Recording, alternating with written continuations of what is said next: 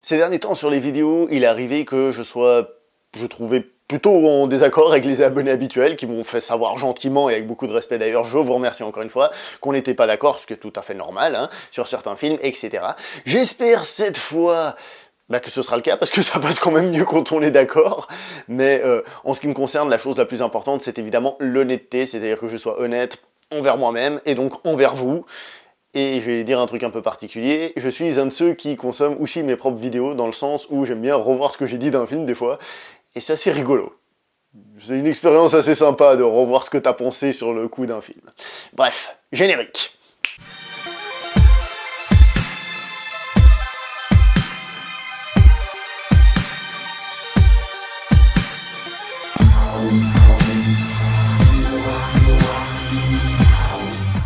Bonjour à toi très cher spectateur et bienvenue pour cette nouvelle critique poussiéreuse. Aujourd'hui nous allons parler d'un film sorti en 2013 qui s'appelle The Purge, La Purge en français du Québec. Encore une fois ils ont fait une traduction tout à fait correcte, tandis que chez nous on a préféré l'appeler American Nightmare. C'est un film réalisé par un type du nom de James de Monaco et qui a été aussi écrit par lui-même. Et dans les rôles principaux, nous avons l'acteur Ethan Hawke ainsi que Lena Headey, qui d'ailleurs interprète Cersei dans Game of Thrones, donc tout le monde connaît, donc tout le monde est fan, n'est-ce pas? La note que je vais donner à ce film, parce que je commence toujours par donner la note, même si c'est un film qui date d'il y a quelques années et que ceux qui ont voulu le voir l'ont sans doute déjà vu, respect pour celui qui ne l'aurait jamais vu, donc la note que je vais donner à ce film, je vais lui donner un 5 sur 10, je lui donne une moyenne, je lui donne la moyenne, mais comme vous le savez, pour moi, la moyenne, c'est pas suffisant. Je pense que le spectateur doit être un petit peu plus exigeant.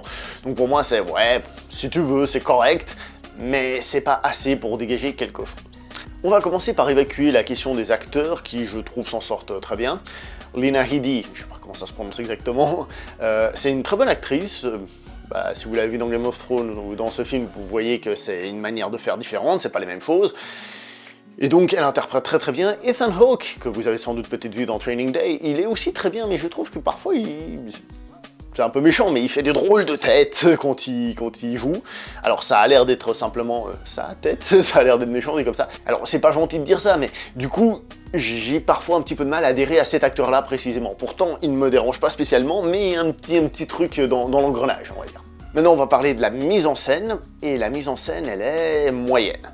Elle est très moyenne dans le sens où, bon, au moins c'est lisible, ce qui se passe à l'écran est lisible, on comprend tout ce qui se passe, il n'y a pas de soucis, ça c'est très bien.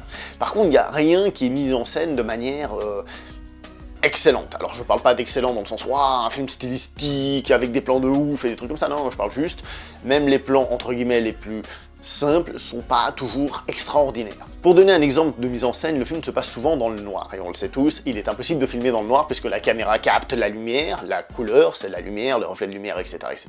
Donc il y a besoin de lumière. Donc quand ça se passe dans le noir, dans les films, on triche un peu, on laisse toujours des lumières, c'est-à-dire qu'on voit quelque chose. C'est-à-dire que même dans le noir, on voit quelque chose. À part dans un film comme Rec, par exemple, mais bon, Rec c'est un film particulier, c'est une bombe atomique, mais c'est particulier. Et dans ce film, du coup, ce qui a été préféré, c'est ce qui est censé être dans le noir, on nous le montre légèrement bleuté. Je dis légèrement bleuté parce que j'ai pas ressenti pendant un moment que c'était le noir. Il a fallu que dans ma tête je me dise, ah en fait là ils sont dans le noir, là, ce qui se passe là. Et heureusement, finalement qu'ils font comme ça, parce que malgré qu'ils s'éclairent avec une lampe torche, et ben si on avait vraiment le truc bien sombre et juste la lampe torche pour guider, ce qui aurait été excellent si c'était bien fait, justement je repense à Rec, c'est pour ça que j'avais pensé à Rec, hein, par exemple qu'on suive cette lampe torche, le film aurait été excellent. Pas la peine d'être une caméra à l'épaule, hein, mais il aurait été excellent quand même. Et là, en fait, on se rend compte que c'est vraiment une astuce de mise en scène pour filmer la chose de manière plus classique, et pas que ce soit trop compliqué à faire. Ça, c'est un exemple, mais il y a plein de scènes qui parfois manquent un petit peu, ou alors avec une petite astuce de mise en scène, on essaye de faire passer certains trucs, j'en reparlerai après quand on parlera du scénario. Avant de parler du scénario, j'aimerais juste revenir un peu sur l'histoire de ce film, c'est assez intéressant parce que c'est monsieur James de Monaco qui a écrit le scénario et qui l'a réalisé. Et c'est un personnage qui avant n'avait pas fait grand chose, je crois qu'il a fait un film, mais jamais vu, jamais entendu parler, etc., etc. Et le monsieur, il est venu avec ça, et je pense qu'il a dû négocier la réalisation lui-même. Et quand on sait que le film a rapporté pas mal d'argent, que c'est un film qui a un petit peu à tendance horrifique, que ça a lancé une saga, etc., on peut se dire, tiens, ce monsieur pourrait être justement une sorte de nouveau James Wan. Alors on va dire dans le principe, oui, comme j'ai dit dans la mise en scène, moins. beaucoup moins. À savoir que c'est un film qui a évidemment rapporté beaucoup d'argent aux États-Unis, entre autres, mais aussi à travers le monde, donc autant le dire tout de suite, le film est un succès. Mais ce qui est intéressant, c'est qu'il a beau avoir été un succès économique, il n'est pas spécialement mis en avant comme un film excellent ou culte de la part des gens qui l'ont vu. Bien sûr, il y a des gens qui adorent, des gens qui détestent, mais je dis en règle générale, c'est pas un film qu'on nous présente comme le film qu'il fallait voir. Et même d'un point de vue critique, j'ai pas souvenir des gens qui nous vendent ça comme un excellent film. Donc autant le public que la presse, tout ça, ils sont à peu près d'accord pour dire ouais, bof, voilà, c'est un film, quoi. Alors, j'avoue que j'ai pas vérifié partout, vous allez sans doute me trouver des contre-exemples, mais c'est un peu l'idée globale que j'en ressens. Et donc, ce film a quand même rapporté plein d'argent et a créé une saga. Et ça vient de quoi? La première grande qualité du film, c'est son idée de base. Parce que le film a une super idée de base. Cette histoire de purge annuelle, etc., c'est une idée vachement intéressante, qui en plus est traitée de manière intéressante, un peu en mode tradition à l'américaine, les pères fondateurs, le truc, le machin. D'ailleurs là, rien qu'avec les pères fondateurs, les nouveaux pères fondateurs, l'Amérique ressuscitée, il y a l'air d'avoir un background intéressant, quelque chose vraiment. Et en fait, cette histoire de fond, ce principe du film qui est intéressant, il n'est pas exploité, il n'est pas assez développé. Le film se résume, hélas, au final, à un simple home invasion. Et du coup, on est un tout petit peu déçu. Comme j'ai pas vu les autres pour le moment, peut-être que dans les autres c'est un petit peu plus développé, mais là on sent vraiment qu'il y avait peut-être l'envie, mais qu'il manque justement peut-être du budget pour faire autre chose. Et c'est dommage. Mais, soyons honnêtes, cette histoire de purge a quand même pas mal de défauts, rien que comme ça on voit qu'il y a des trucs qui ne collent pas. Je prends un exemple, parce qu'au début du film j'y ai pensé, je vous en dis pas plus. Imaginons que moi je suis un méchant, c'est la purge qui va arriver, et je décide d'empoisonner quelqu'un. À partir de quand est-ce que je peux être condamné? Est-ce que je suis condamné si je prépare mon poison avant? Est-ce que si la personne consomme le poison pendant les heures de la purge mais meurt après, est-ce que c'est bon? Ou est-ce qu'elle doit le consommer et mourir pendant ces heures-là? Bon, je vais un peu loin, mais c'est parce qu'au début du film, il y a un truc qui m'y a fait penser. Donc je me suis dit, ah tiens, c'est pas totalement super clair. En plus, pour revenir un petit peu plus au film quand même, il y a des moments où on se dit, attends. Les mecs là, c'est des psychopathes finis, et à la fin de la purge, cling, ils redeviennent des gens normaux, il n'y a aucun souci. C'est ce que le film essaye de dire, c'est que c'est la soirée où les gens se lâchent, d'accord, un peu comme on se lâcherait dans une fête, etc. Et ça, en effet, comme j'ai dit, c'est une bonne idée. Mais je suis pas sûr que les gens s'arrêtent pile à l'heure quand il faut. Imaginez, vous êtes avec quelqu'un avec une arme face à l'autre personne, et c'est la fin de la purge, vous faites, ah non, bon, ciao, hein, on se voit demain au bureau, hein, pas de problème. Hein. Il y a des petits trucs comme ça. Je pense que cette purge, qui est clairement montrée comme un commencement et une fin, je pense que ça révolutionnerait beaucoup plus la vie des gens sur toute l'année, des gens qui vont se détester, des gens qui vont plus pouvoir habiter certains quartiers, et ci, et ça, et ça. Cependant, cette idée est aussi, donc cette idée de purge, est aussi plutôt bien exploitée dans le film pour nous montrer qu'en fait, il y a une idée politique derrière. Donc ça, c'est pas trop mal fait, mais même cette idée globale a quand même des défauts si on creuse un petit peu. Et le reste du scénario, l'histoire, lui, c'est pire. Comment vous expliquer ça sans vous spoiler? Il y a des personnages qui font des choses totalement illogiques ou qui le font de manière bizarre à certains moments. Il y a des répliques qui sont pas réussies, voire même qui nous sortent du film. Il y a beaucoup de défauts au niveau du scénario. Je parle vraiment des actions des personnages dans le film, dans le feu de l'action et tout ça. Il y a des trucs vraiment chelous qui sont tellement bizarres qu'ils nous sortent du film. Je voudrais vous donner quelques exemples. Du coup, on va dire que cette vidéo passe en mode spoiler, d'accord? Donc à partir de maintenant, je vais faire des spoilers plus ou moins graves, mais pour respect du spectateur, on va dire que là je fais un petit peu de spoil, je vais pas rentrer dans les détails absolument, mais spoil quand même, d'accord? Si vous avez pas vu le film, si vous intéresse, spoil, d'accord? Du coup, comme j'ai dit spoil, je vais me lâcher un peu plus sur les détails, mais comme j'ai dit, je vais pas dire 36 millions de trucs. Hein. Au début du film, on apprend donc que la fille de cette famille, qui d'ailleurs est habillée en tenue d'étudiante pour faire un petit peu sexy, ça fait partie de ces machins un petit peu too much, quoi. Bref, elle a un gars qui la voit chez lui, etc., etc. Ils ont l'air de s'amuser, même s'ils n'ont pas l'air d'aller au fond, et le mec, il rentre chez lui parce que c'est bientôt l'heure de la purge, etc., etc. La purge commence, la famille des héros, des personnages principaux, ils barricadent leur maison avec leur système de sécurité, et boum, on retrouve le garçon dans la chambre de la fille. Et là, oh, ils se font des câlins, tout va bien, ils se préparent à faire ce qu'il faut, quoi. Et bien, évidemment, il lui fait « Ah non, je suis pas prêt, etc.